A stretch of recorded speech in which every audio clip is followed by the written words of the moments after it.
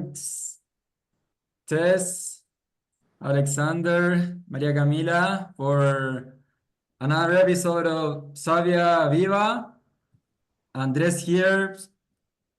What is all this conversation and podcast about? We talk about climate innovation, especially linked to Latin America, with stories from entrepreneurs and investors like yourselves, ranging on a whole different set of topics. And this time we're obviously focusing on medicinal psychedelics and cognitive enhancements, including supplements. So we have two stellar speakers. I'm gonna give a brief intro on each, but maybe first let's pass it on to Tess, our co-host Yeah, for this episode. thank you for having me, Andres. Can you hear me well? Yeah. Yes. Okay, great. Well, I'm just so glad to be having this conversation. I think sometimes when we think about climate tech and entrepreneurship, some fields go unnoticed. And I think that this is a field that's actually really interesting at this time and directly linked to climate in ways that folks who haven't explored it very much might not understand yet. So I'm grateful to have this conversation with Alexander and with Maria, who are both very invested in the space, invested in their businesses, and really well researched. So we're lucky to have them, and I'm excited to have their diverse viewpoints on today's conversation. Great. So yeah, maybe a little intro from each of them directly. If you don't mind, I'll jump ahead with a short intro on each, then complement as if I'm missing anything. Maria Camila, Giraldo. So we have from an actress background all the way into the transition to entrepreneurship, food tech, supplements, and unleashing superpowers. That's what we're going to be hearing about today. Welcome, Maria Camila. In the case of Alexander, had the privilege of meeting Alexander in person. For those who have not met Alexander, first impression, Alexander is extremely tall for a shallow comment. And the moment you meet Alexander, there is this vibe of peacefulness that comes across when he talks and when he's around you. How does that happen? We're going to learn more. Alexander's background is also a mix and a blend of very different experiences. So from media and arts, all the way to impact investing, entrepreneurship, regenerative practices, and now going deeper into reality construction, consciousness, and of course, touching on medicinal psychedelics. So welcome both. There's a ton of questions we'd like to touch on, but to get started, we'd love to hear more from your end. What would you like to add to that intro? And straight on, how you gone into your latest endeavor? We can start here with Maria. What can I add to the intro? No, I think that says a lot. Well, maybe I can say why the transition happened. I had a concussion, really gnarly one, rocked my world, and I've always been very connected to mental health. And then when this concussion happened, it was kind of, I didn't see it like that in the moment, but now I can think back and see it, that it was meant to be. It was something that I was meant to discover and kind of research more and connect more. So I had a concussion. I was living in the States, and my mom is an Ayurveda doctor, holistic medicine. And I didn't want to go in the routes of medications, and I kept looking for answers, and the answers came in the form of mushroom supplements to heal my anxiety, to give me more energy. And now we have gone into like a very interesting path where we find mushrooms and adaptogens and pair them together to help different needs. So digestion, sleep, energy. And that's how Fungiments started. Fungiments, I like to say that life is more fun when you have superpowers, because all of our different products are different superpowers. So we have super bouncy, super chill, super prune. So that's kind of like why we started the company. And I say we because it's me and my fiance. Um, so yeah, that's all I would like to add. But thank you for that. I'm an active user of some of Fungiment's products, including Super Yay. Bouncy, which was just mentioned. Sorry, the blur is making it hard for you to see. I love Beautiful that. That branding. makes me so happy. Yeah. Alexander. Thanks for having me. My path, I can add, to the world of psychedelics came just as you mentioned, sort of through the philosophical lens, like what is reality? What's the nature of reality and what can we understand? And eventually stumbled upon the world of plants and consciousness altering substances, non-ordinary states. And there were some people who made a profound impact on me, like Alan Watts, Terence McKenna, Ram Dass, Stan Groff, who I got to meet last week. And at some point, I wanted to experience these things for myself, not just through the mind, learning about them, studying them. And the moment I made that decision, it was life-changing for me in the sense that I started seeing the potential of these compounds of these plants as medicines that help us regulate our nervous system, that get us out of trauma into agency. And then firsthand experienced these kind of transformations with my family, with my father, who had been dealing with some pretty severe conditions from depression to night terrors and more, who now thankfully has a new lease on life and exercises every day and actually feels joy and is connected to his heart. And that's just one of many, many different cases that inspired me to continue on this path that I've been training on for the last couple of years to hold space for people in this capacity. And Thank Yeah, you. for now. The first time I started hearing about medicinal psychedelics was from actually Tim Ferriss.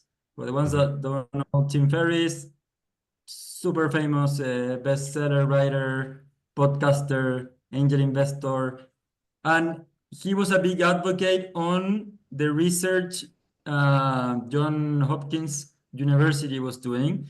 It was one of the first, I can't say that it was the first, but that was back in 2010, maybe that they started. Now there's plenty more universities doing this type of studies. And he highlighted that there were all these uses for psychedelics. They started with, I believe, with a lot of PST, post-traumatic syndrome treatment. And he was very open about it, that there was a stigma on the use of psychedelics, that it was time to start moving on and doing proper research. And now a lot of other universities are also opening their research departments, and the industry, of course, it's growing.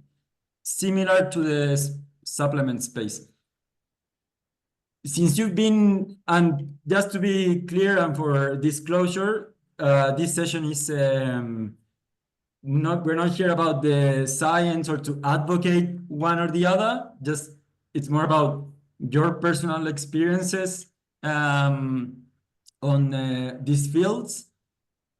So I'll be curious on what have you seen, and this goes both for Maria and Alexander. What have you seen as the biggest misconceptions out there on medicinal psychedelics and on the use of supplements from mushrooms?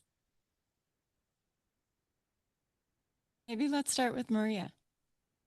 The biggest misconception, I think, well, we know more, or it's more popular, the psychedelics, because like when we say mushrooms, a lot of times it's like, oh, but wait, are those the magic mushrooms? Like, and I'm like, no, there's another side of mushrooms that are also as well. They're very beautiful and they can help you in so many ways. So that's like one of the biggest misconceptions that we have to like educate people that mushrooms are capable of doing so much more than just the psychedelic side. They're really good for the brain, they're really good for energy, they're really good for anxiety, and there's different kinds for each. So the energy is cordyceps. Cordyceps is an amazing mushroom for energy. It can produce ATP from your mitochondria, which is the natural source of energy. Lion's mane can create new neural connections. Reishi can help with anxiety, and so on.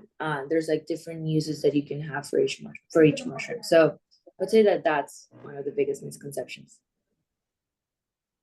Beautiful. So to summarize kind of what you're saying, I think even though there's been this spike in interest in psychedelics over the last decade or so, there's still a hurdle in people understanding just mushrooms you can buy at the farmer's market, and the power of these mushrooms beyond like the I guess mushrooms you would put in your tacos. Yeah, 100%. Can you elaborate more on how have you been changing the mindset around this misconception? I know that your campaigns have been very strong on millennials, Gen Z, and you've been very effective on the branding and marketing of Fungiments. How does that connect to changing those mindsets, and what kind of strategies have you put in place? Well, the way we're sharing it is what you're saying, just using a lot of, or just leveraging was the word that I was looking, the power of influencers to share more about this information, and educate people. I mean, nowadays education is everywhere, and I think that's a blessing, and it's also something that we have to be very careful. So we try to, influencers, and also like have everything being we suggest the claims that our doctor allows us to say. We're very careful in the things we say and how we say it, because we don't want to create false expectations. It can help. It's not that it's going to it's going to like alleviate absolutely everything. It's a supplement, and it's something that can help you. It may boost your energy, but it's not going to fix completely something. But going back to your question, we use a lot of content creation, just trying to get in the hands of people. How are people connecting with brands nowadays? Thank you. Alexander, biggest misconception around medicinal psychedelics? I think one of the biggest misconceptions is that it's all about the compounds, that it's all about the chemicals, the substances. And if that were the case, we would see a lot of people who go to music festivals and, drop some acid or take MDMA, and all of a sudden they're enlightened. And so really what I'm seeing is that it has a lot to do with the way that the spaces are created that hold people in safety, that allow people to go deeper and do the work. And a metaphor could be when we're looking at cleaning our house, right? We really need some more time, some more space if we want to go deep. So if I have an hour, I can clean maybe the surfaces, right? If I want to go through my closet, I might need a whole weekend to really go through, and that takes that kind of attention. So the compounds help us by temporarily deactivating the default mode network in the prefrontal cortex. So they help us get out of the stories that we inhabit on a day-to-day basis and then they allow us to connect with our emotions to do the kind of work. But let's say we're at a music festival, for example, our attention might constantly get diverted. So we don't really have the space and time to go do that deeper work, to do the house cleaning on ourselves. And so the way that we create these kind of spaces that enable people to do their own healing, I think that's crucial. And it's also one of the bigger misconceptions that, yes, the compounds are important. They work like a conditioner to a knot, but we still have to do the work ourselves. That's a really important point to touch on. I think that what you're both saying is that while these fungi-based friends have a lot of power, they don't have power in it of themselves if we're not giving them the respect and attention that they deserve. So in the case of fungaments, like you're saying, Maria, it's an enhancement, but it's not a replacement for a great like walking in the sunshine or exercising regularly or eating well. It can enhance your digestion. It can enhance your focus and cognition, but it's not a replacement for the other things. And I think what you're saying, Alexander, is that while the plant medicines that people are using are really there to help us get further away from our roadblocks and closer to our authentic selves, they don't do the work in themselves.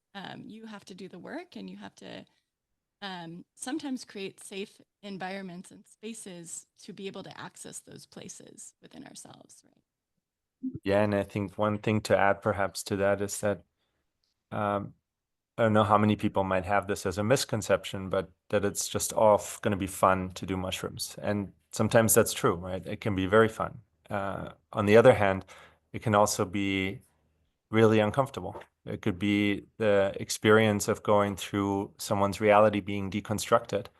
And so that's another reason why we need these kind of spaces to be very safe, right? And there's a certain cleanliness that goes into the work. Like we're thinking about the work as if we're doing a surgery on consciousness, and it takes the kind of cleanliness like a surgeon beforehand will have to wash his hands, will have to prepare so that nothing can get infected during that surgery. It's a very, very sacred and special time, and that needs to be honored in that way and understood. You both mentioned basically, and connecting to what Maria said about false expectations. As in, there's no holy grail, and in both cases, you're saying you need to put the work in.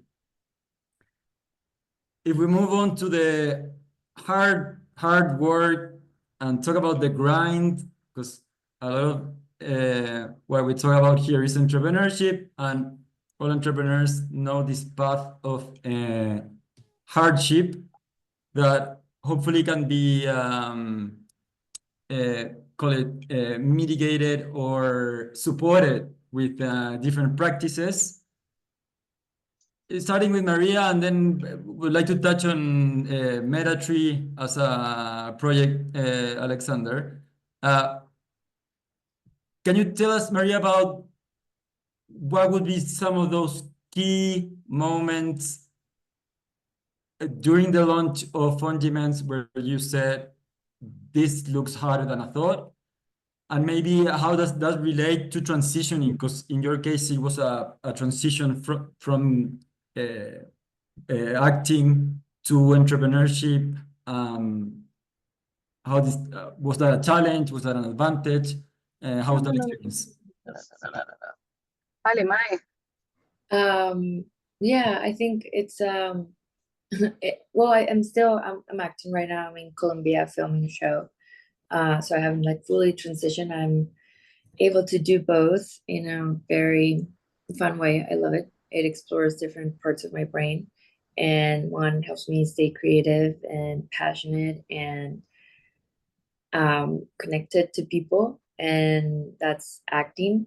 and then the other one helps me more on the left side, just bring a project to mind and to life and just share with everyone what once was so helpful to me.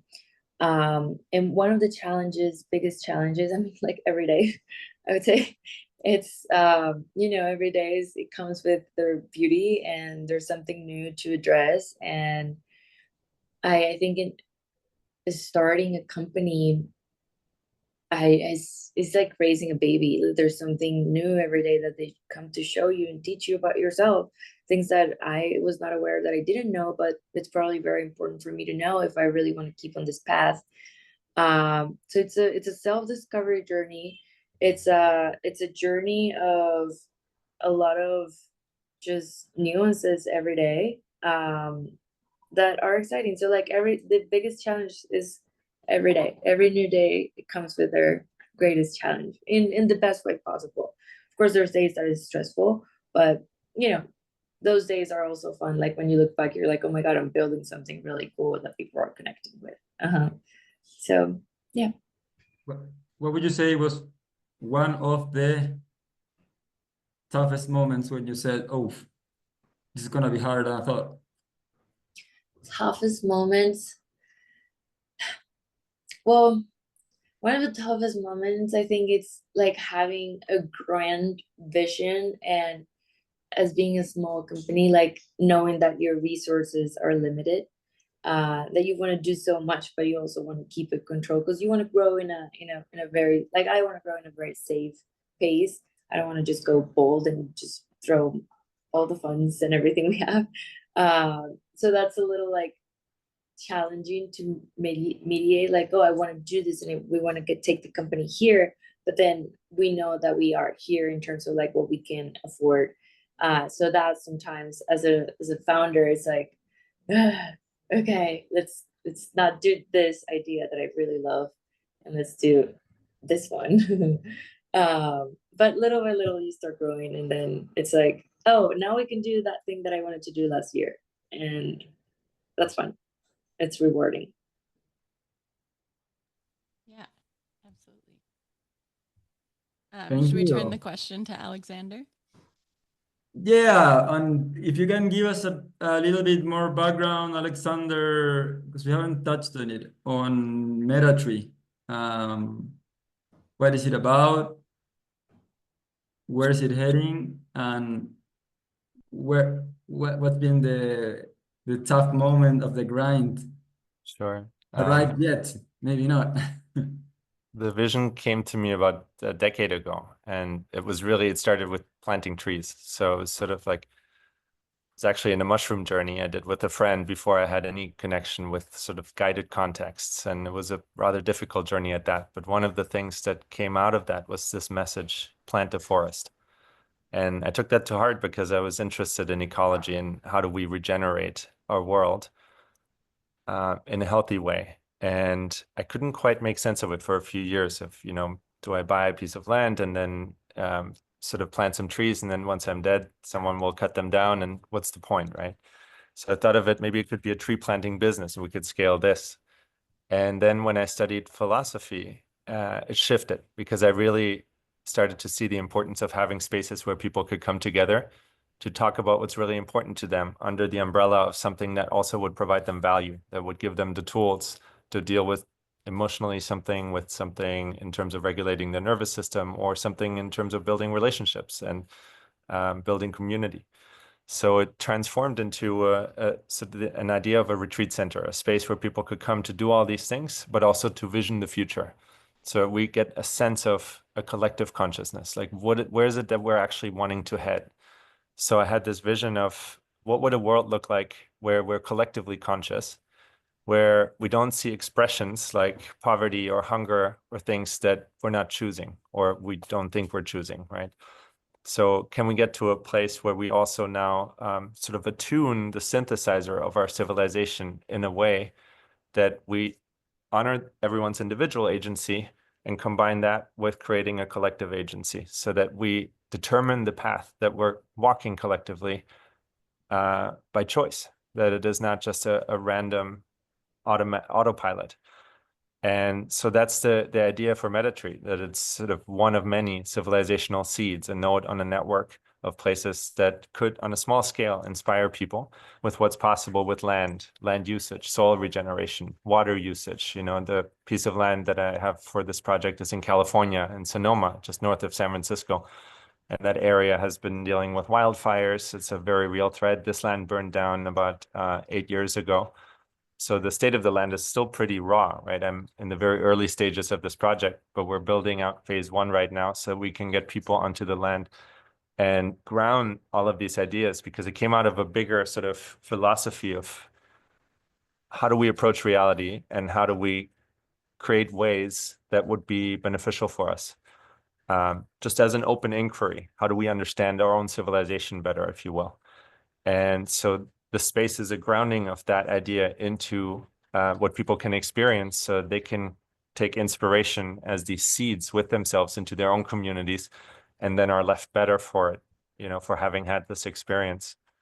That's sort of the core idea of the project. Amazing. And Alexander, this morning when you and I were touching base, I know we talked about in the moment in the world, I think it's easy to find ourselves stuck in a place of anxiety when we see things that we don't like about our reality, about the world at large. And we can get in that place where so much of our attention is now being focused on countering what is happening versus imagining and creating what we actually want the world to look like, right? Mm-hmm. So can you touch on how you think, you know, since the topic is mushrooms, supplements and psychedelics can be powerful in helping us actually to recontrol our focus and put it more towards what do we want to create versus what do we want to oppose? Mm-hmm.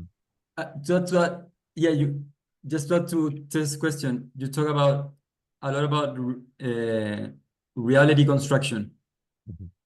So if you can connect that to what Tess is referring to as well.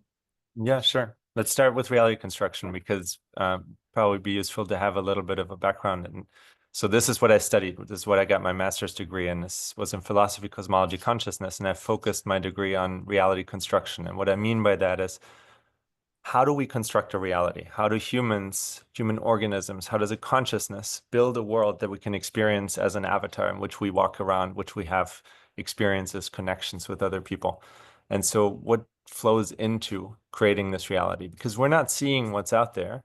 We're experiencing what our mind creates in anticipation of the kind of sensory inputs that meet our systemic interface, right? Which means each of us has a different version of reality, and we can link together in shared realities. So to Tessa's question now, I mentioned to her this morning that one of the things in my perspective that I see where we probably can get an outsized leverage, where we can move the needle more than other topics, is that I noticed that a lot of people individually and collectively focus on the kind of futures that they're looking to oppose, the kind of futures of which they're fearful. And my sense is, if we can find ways to shift our attention from the futures we're looking to oppose to the futures we want to build, that could actually be really beneficial, because now we allow the space in our mind, the space of our imagination, to subconsciously and consciously start to weave, start to create these kind of futures. So we, if you will, build a language for the kind of futures we're looking for, rather than giving away our attention to things that we're looking to oppose, and thereby using our subconscious reality construction mechanism, or our imagination, to give energy basically to the things that we don't want in the world, right? So to simply say it, like, how do we shift from fighting against something towards creating that which we want to create? And what is that? You know, what's the kind of, if I were to create a garden, what's the kind of garden I want to grow? What are the kind of plants I want to have in that? What's the kind of relationships I want to have? And then to the other part of the question, how can psychedelic medicines play a part in this. My sense is there would be we're at a certain level in our civilization right now where a lot of decisions are made from a place of lack, from a place of hurt, from a place of unresolved trauma. So what would it look like if we get to a place where people's trauma is resolved to the degree that they are whole, right? I just came from a week of spending time at a retreat center in Costa Rica in which I'm an investor called Holos. And I came out of the vision of one of the early psychedelics pioneers, Stanislav Grof, whose work is all about wholeness. Holos, Greek is holos is the Greek word for wholeness. And what does it look like if we get to a state of wholeness and then make decisions from that place rather than from a place of lack? And I think the connection to psychedelics here could be when we're not just in the stories, but we get to connect beyond the stories to our emotions, to our heart, so that certain things that we hadn't yet resolved can be completely emotions that we hadn't felt because we've tried to avoid feeling them, right? Because at the time it might have been too intense to feel those emotions. So our psyche looks for safety. So we seek sometimes safety through action. This could be ADHD, right? It's a dysregulated nervous system. Or we check out, we dissociate in order to avoid feeling that which might be too intense to feel.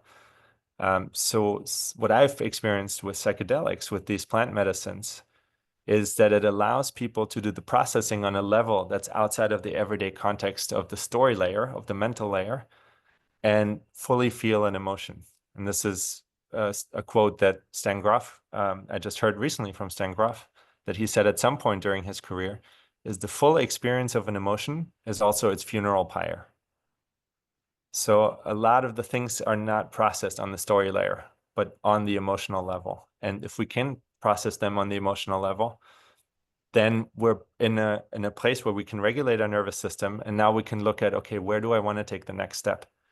You know, I'm fully present here now. I'm not somewhere lost in the future and anxiety about what I think might happen or depressed about something in the past. I'm present right here, right now. And that gives me the power and the choice to see what do I want my next step to be.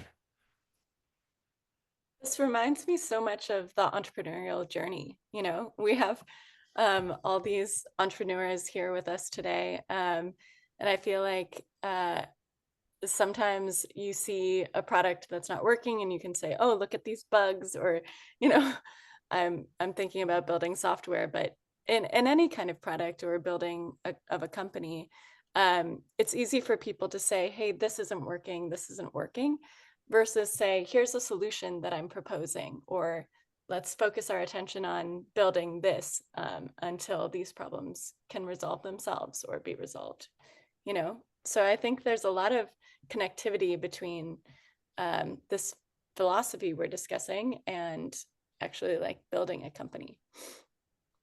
Yeah, and I think that's where the rubber hits the road, right? It's, to me, when I went into academia for philosophy, I realized that philosophy in academia was largely the history of philosophy. It was so theoretical and abstract that most people I talked to about philosophy, unless they were already very interested, they thought of it as this, you know, very abstract mental thing that's very, it's like hard to access.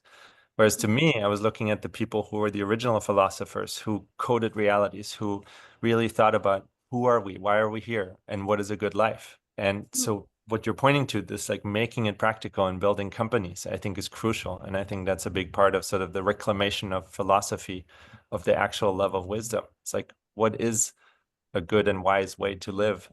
And that's building a company that now benefits a lot of people. That to me is a practical application rather than a theoretical construct. Yeah.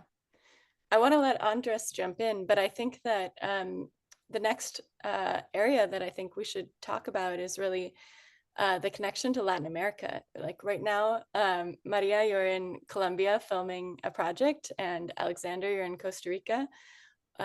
What is so powerful about Latin America as it relates to innovation in the space of mushrooms? Or, you know, for me, I'm always trying to tell people why I think Latin America is so powerful for climate innovation as we're building Savia. So I think that there's a direct connection between those two answers. Um, so any thoughts you have about the power of Latin America and its role in innovation in this field? We can go with Maria first. Well, I was gonna say, I think Alex can have like a very, very interesting answer here because like Fungimus, is in the States. I'm from Colombia, but I'm not. Our company is not in Latin America right now. But I I would think say there's something interesting about the fact that your mother, sorry to interrupt you, No. about the fact that you were raised with a mother who's an Ayurvedic, medicine Right. practitioner.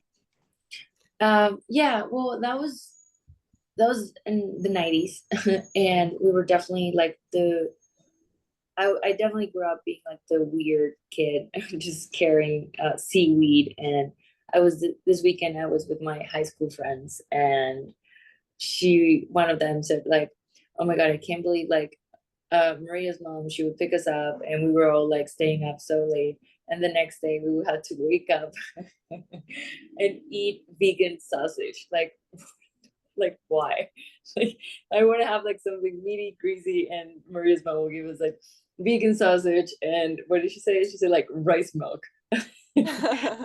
But I definitely grew up being like this kind of like interesting, different kid, just having the random snacks and the random foods, and finding this kind of products back then was very challenging. And if I would say my mom is an Ayurveda doctor, it would be like, she's white. Still, like I get that response. So I think like it is interesting how much of a blank space there is in Latin America for both education and products. I think from both sides, I dare to say, because I've done psychedelic therapy, but if I were to explain this to my family, it's very remote. It's like, you did what? Like they're probably like send me to rehab or something.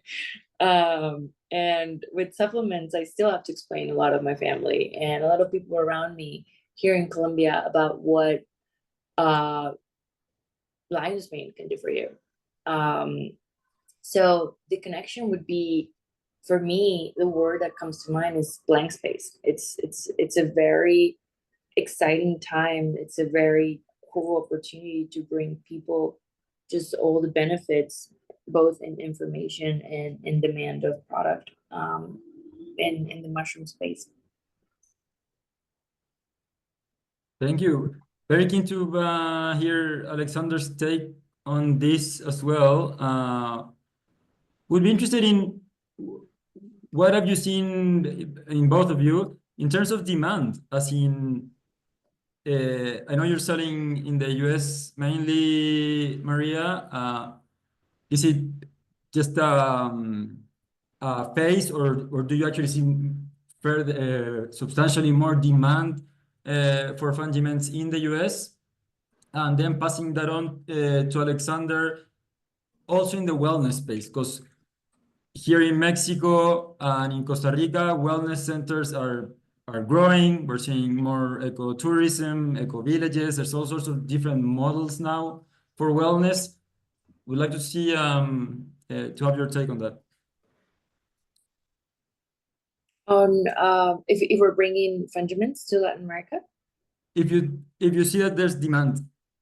Yeah, there's definitely a demand. And I mean, because of acting, I've been able to build a community online of followers, and I get asked a lot on when is fungiments coming to Latin America, which is definitely a question. Right now, we are producing in the States, so from that side, just business wise, it doesn't work. But it's definitely something that I would love to bring, because I can think about the Maria 10 years ago that would have loved to have something like this in my supermarket, in my pharmacy. So eventually, goals, those kind of things that I just think about, and I'm like, maybe next year, maybe in 2 years. Maybe Thank with you. some help from Savia. Yeah, please. please, yes. Alexander, go for it. Let's see. I mean, I probably have to preface this by saying my experience with Latin America is not that extensive, right? I've made 2 investments, one a retreat center in Costa Rica that works with plant medicines, and an ibogaine clinic in Mexico, in Cancun, beyond. And one of the things is that the legal access, the ability to work with plants or to work with something like ibogaine, that doesn't currently exist in the United States in the same way. So there's a way to be able to experiment, in a sincere way, to see what are some pathways that could be really beneficial for people. And both of those places have actually proven out that they've helped hundreds, if not thousands of people. A lot of the people who come to Beyond in Mexico dealing with addiction. They recently started a program for veterans to deal with PTSD. I went through the program myself, not because of addiction issues, but because as an investor and as someone spiritually curious, I wanted to experience the program. And before I send someone there, I also wanted to have experienced it myself. And I met some people there who, one of the guys was an Army officer. And he said that in one day of ibogaine, and his treatment with ibogaine, he was able to clear more than in 10 years of therapy. And of course, he had already had the 10 years of therapy, so maybe that helped him give a framework. But it's just the kind of power that, done in the right way, that these things can have, and that there's an openness in Latin America to be able to explore, what is the true potential of these medicines. I think that's one of the answers. And then the other answer is, I personally perceive an openness also. So just from traveling, from friends I'm meeting who are from here, who live here in Costa Rica, we did a breathwork session just recently with someone, a friend who lives here, who organized a whole group of people. And even just the breathwork was very profound for a lot of people. And that can also bring people to non-ordinary states of consciousness in which they can then find healing or release trauma in certain ways or feel their emotions. And some of those people are curious about working with the plants, working with the mushrooms. And so there is an openness. And also I feel like there's an excitement, and that sort of buzzing excitement of potential, right? My friend has been talking about a Costa Rican miracle. Like, how would one get to a Costa Rican miracle in terms of the economy, while also honoring the legacy that Costa Rica has achieved with how it's taken care of its ecology, right? And to me, it's sort of maybe that there's a potential for, it's not either or, but maybe there's a way to find ways where we can create business successes, we can create economic successes that in their very way of being are also regenerative, and then show inspiration to other countries, right? What happened in El Salvador, I haven't been there, but just from debates and being part of conversations, is in many ways very controversial, but in other ways also, I know people who now are very grateful for the kind of safety they get to enjoy from some of these changes, and that there's also a little bit more of a openness to experiment with using, cryptocurrency as an official currency. Like these are the kind of like things that I find inspiring. And then also through, Andres, what you're doing and what I'm learning from what you're doing with the Lotus Awards, there is a hunger. There's like, we want to be innovators. We want to, and we have the talent. It's just about how do we put the pieces together in a way that we can use all this wealth of resources in a way that doesn't become destructive or extractive, but that shows a new pathway. So to me, as a humble outsider who's coming to visit and will be also in the future spending more time in Costa Rica, I feel it is very exciting. There's an exciting energy to it.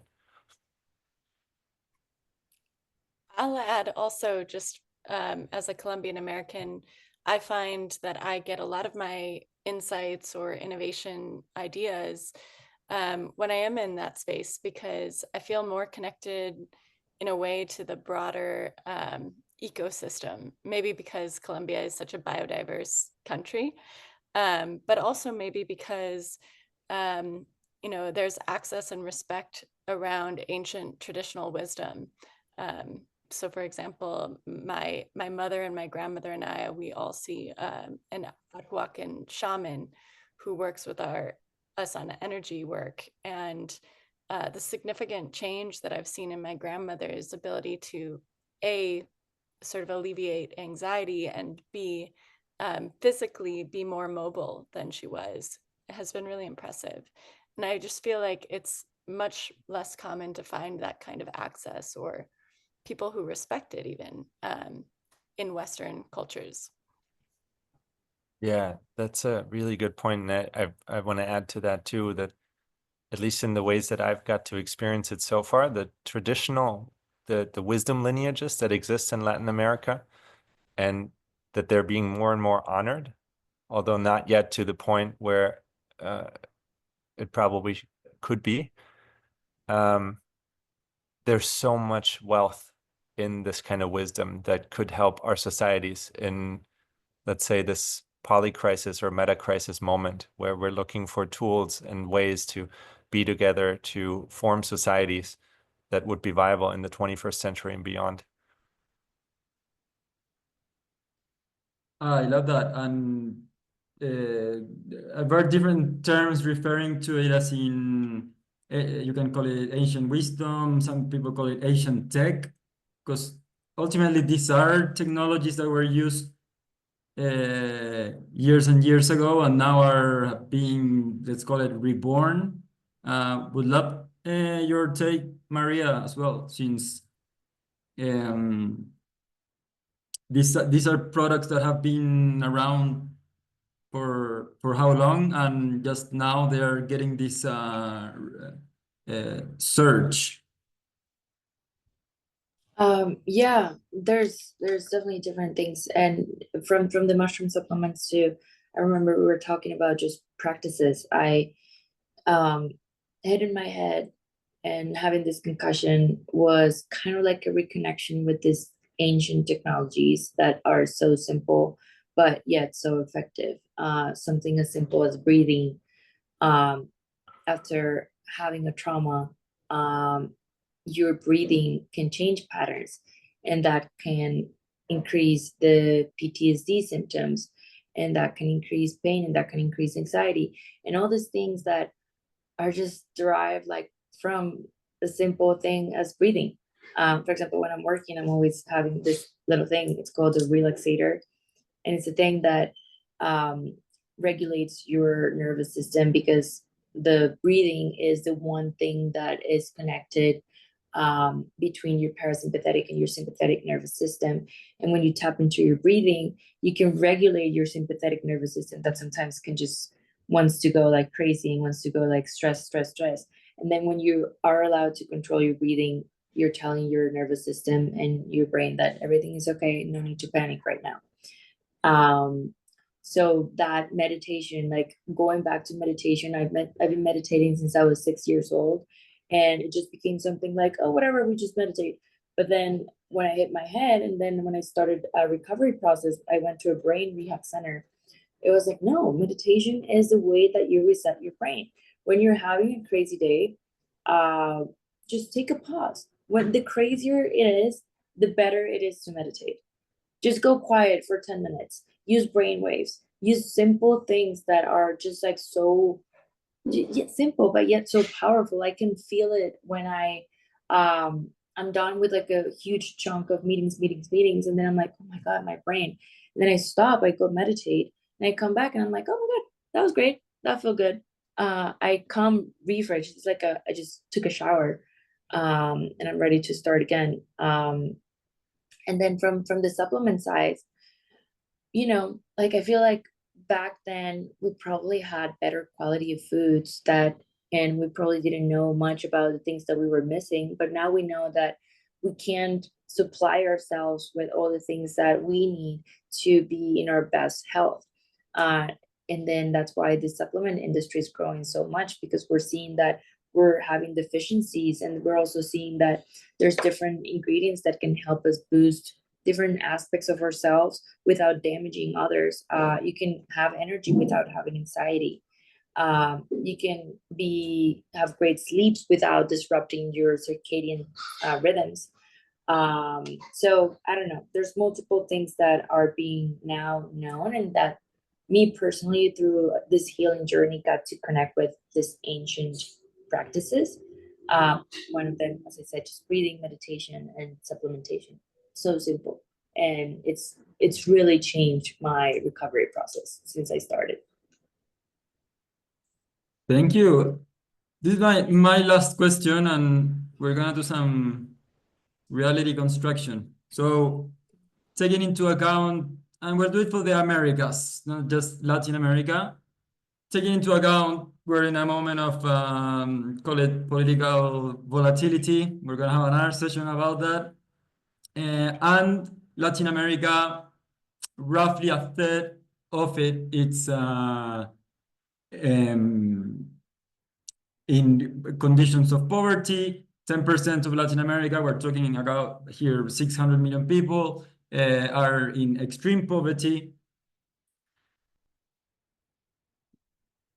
Leaving all these threats aside, what do we want it to look like in terms of applying the principles, strategies we have discussed now, 5 years from now?